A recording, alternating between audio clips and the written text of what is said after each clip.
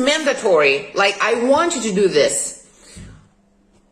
Covering your lines, you keep reading, you have to make sure that you know what's going on, and you have to try covering your lines, you have to try and write down your lines. So if you write them down, handwrite them down, you will be forced to know how things are written. Like, if you once in your life had to write down in che il trovate, it's really hard, even for an Italian.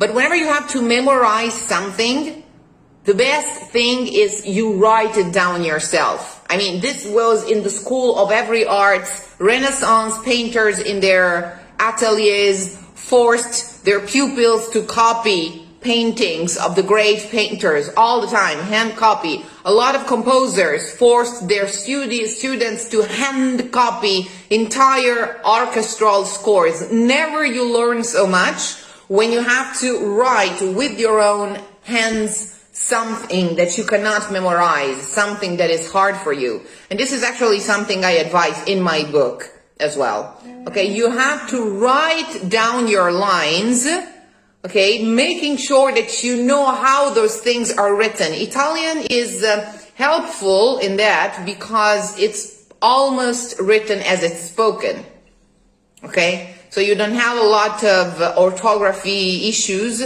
So it's kind of easier than with other languages. But I really want you to transcribe by hand your lines, because if you had transcribed by hand in che il trovate, it would have been easier for you to remember. Because you would have an eidetic memory, a grammatical memory, and a memory of meaning, so a psychological memory concurring to make that whole memory, that complete memory, which is the memory that a singer appeals to when they have to sing on stage. Is that clear what I'm saying? Mm-hmm. Yes, yes. No singing. You need everything but singing. So for week 1, okay, first week, lines. I want you, like, by next Sunday to have transcribed by hand your whole lines. And it's going to take a while. And I want you to try to do it by heart. You print a good version of the libretto. You go through the libretto covering what comes next. When your line arrives, by appealing to all of these things I just told you. So do I exactly know what I'm about to say? Because, like, giuro, if you couldn't, I don't want you to sing at all. Like, I mean, do your vocalese daily if you have to, if you want to keep in training, but use your time, because it's going to take time. There's a freaking whole lot of text in this opera, okay? Use your time to write down your entire part and make sure that you know the exact words you're reacting to other people's words with. And I didn't explain properly here that we were making him dress as a girl. yes, you do. That's exactly what you're about to say. Per vestir femmine e spoglie. Per vestir femmine e spoglie.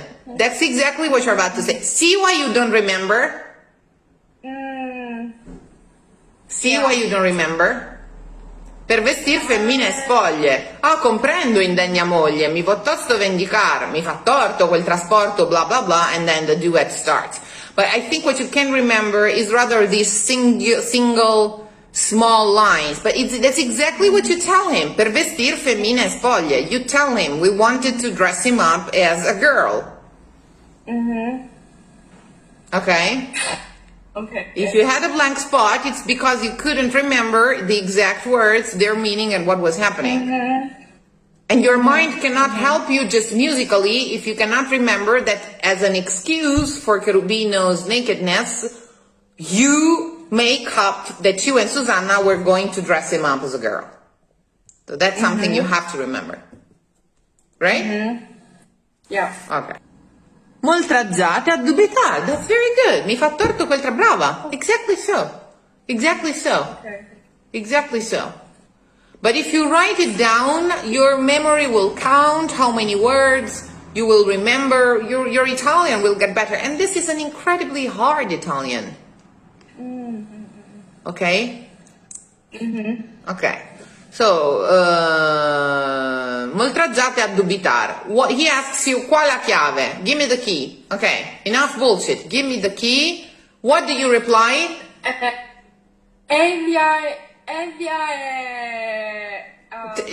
meaning. What do you say to him?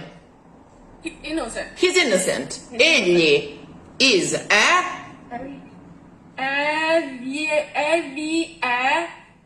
innocent. No. It's the same word. It's the same word. It's the same word. Innocente. Innocente. Egli è innocente, qua la chiave, egli è innocente, and then you add something, and then you have something. You say, you know me, so you should know. How do you say that in Italian? Egli è innocente, voi sapete. Voi sapete. And he replies, non so niente. Ok, non so niente. And he says, va lontano dagli occhi miei, un'infida, un'empia sei, e mi cerchi di infamare, cerchi di infamarti. He sends you away, and you say, okay, I will go. How do you say that in Italian? Vado, before ma, you say, vado, alright, vado. Yes. Vado, sì, ma. But, exactly. It's not but yes, it's yes. I leave, okay, but please remember that what do you say? I'm not guilty. That's what you're saying. Which in Italian translates in non son rea. Non son rea. So rea in Italian means guilty. Okay? Oh, I thought opposite. So see, this is my point. This is my point. You see what I mean now? You see what I mean? Yeah. Okay? So if you rea, that's another thing. Opera is full of reo, rea. You have to know that reo and rea is guilty. Innocent, innocente. Reo, guilty. Okay? Basic operatic lexicon and vocabulary. Ve leggo in volto, I can see it in your face. Mora, I'll kill him, may he die. And you become frightened for Cherubino at this point, so what do you say? Alla cieca gelosia. And what does that mean?